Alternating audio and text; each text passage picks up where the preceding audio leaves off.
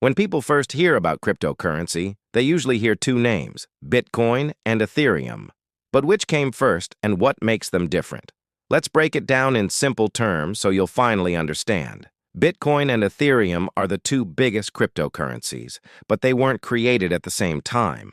One is the original pioneer, and the other came later with new ideas. By the end of this video, you'll know who came first, why, and how they both shaped the world of crypto.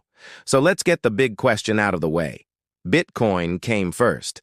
It was created way back in 2009 by the mysterious Satoshi Nakamoto, a name that, to this day, we don't know if it belongs to a person or a group of people.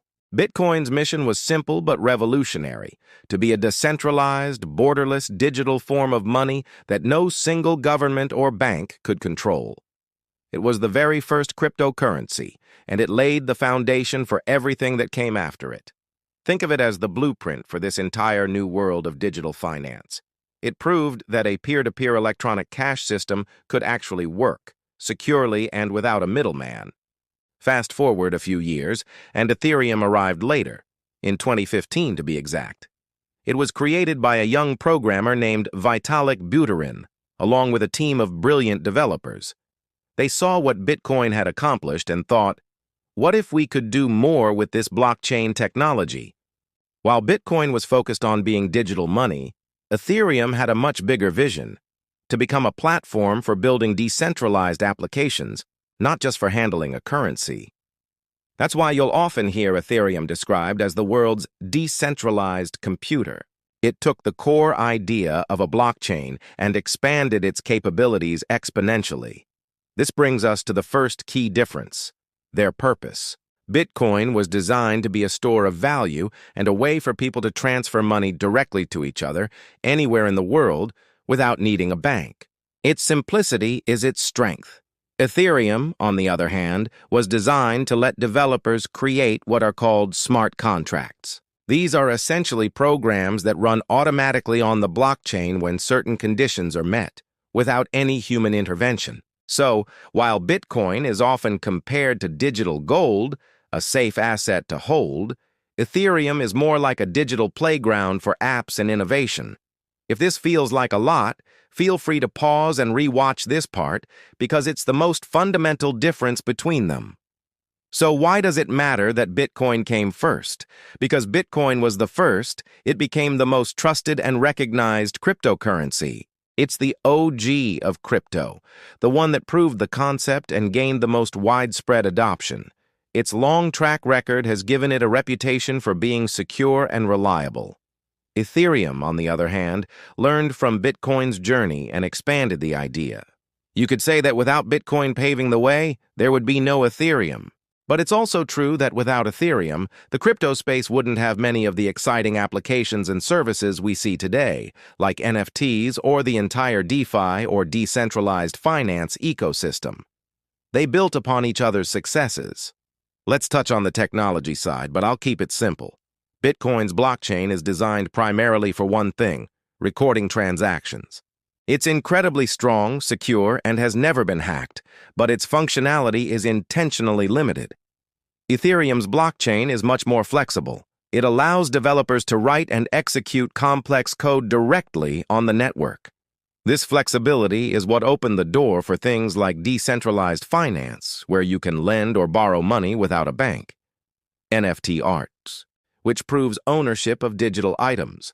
And even blockchain-based games where players truly own their in-game assets. So, in short, think of Bitcoin as money and Ethereum as money plus applications. Let me know in the comments if this is making sense so far. Another important difference is scarcity versus flexibility. Bitcoin has a hard-coded supply limit. There will only ever be 21 million coins, period. This scarcity is a key part of its value proposition, similar to gold. Ethereum, however, doesn't have a strict supply limit like Bitcoin. Its supply can change based on the rules of the network, although recent updates have made it much less inflationary. But what Ethereum lacks in fixed scarcity, it makes up for with its ability to adapt and upgrade. For instance, it recently went through a massive upgrade called the merge, switching to a system called proof of stake. This is a new way of securing the network that is dramatically more energy efficient than Bitcoin's method.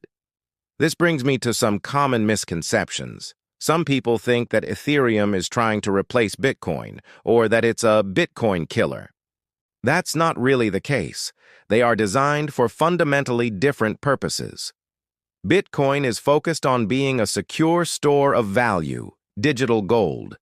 Ethereum is a platform for innovation and decentralized applications. Another misconception is that one must win and the other must fail. In reality, the crypto ecosystem is large enough for both to exist side by side, each serving its own important role. It's not a zero-sum game. They can both succeed. To put it in real-world terms, here's an easy way to think about it.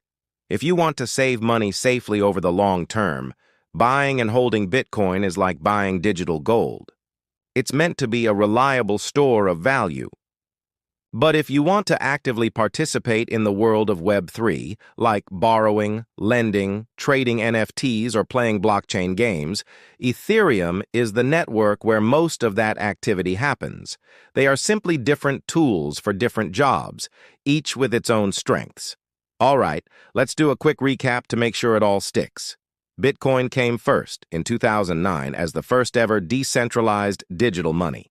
Ethereum came later in 2015 as a platform for building apps using smart contracts. Bitcoin is simple, secure, and scarce. Ethereum is flexible, programmable, and constantly evolving. Both are massive forces in the crypto world, but they are not the same thing. And that's the breakdown of Bitcoin versus Ethereum. Who came first, and why it all matters. If this video helped clear things up for you, do me a favor and let me know by hitting that like button and leaving a comment below. And don't forget to subscribe for more simple explanations of crypto basics. Thanks for watching, and I'll see you in the next one.